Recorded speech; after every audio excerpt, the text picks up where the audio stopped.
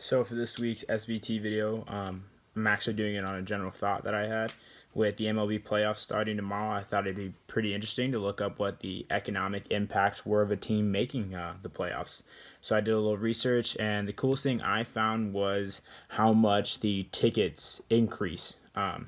So an average home game at Wrigley Field for the Cubs last year was about $51. And when they made the playoffs, the first round average ticket price was $551. Now that wasn't even the World Series or the League Series. That was the first round of the playoffs, and they saw that big of an increase. Granted, their situation was very unique. They were trying to break a over 100-year-old curse, so they saw a higher increase than the other teams in the playoffs.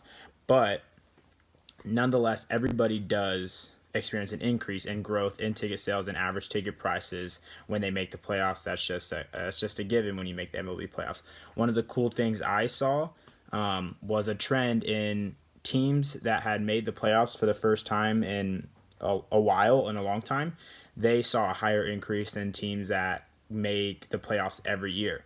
That was pretty cool to see because there are a few new teams this year in the playoffs. The Twins haven't seen the playoffs since 2010, the Diamondbacks since 2011, and the Rockies since 2009. So they haven't been in the playoffs in a long time.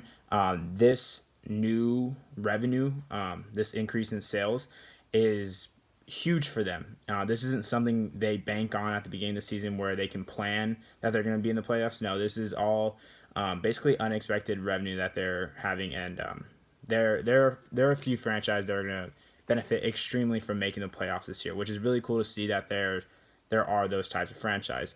There were a couple other things I saw that were intriguing, like how much players are rewarded for each division series that they go to or World Series. So that was pretty cool. But for the most part, this was the coolest one I saw, and that's it.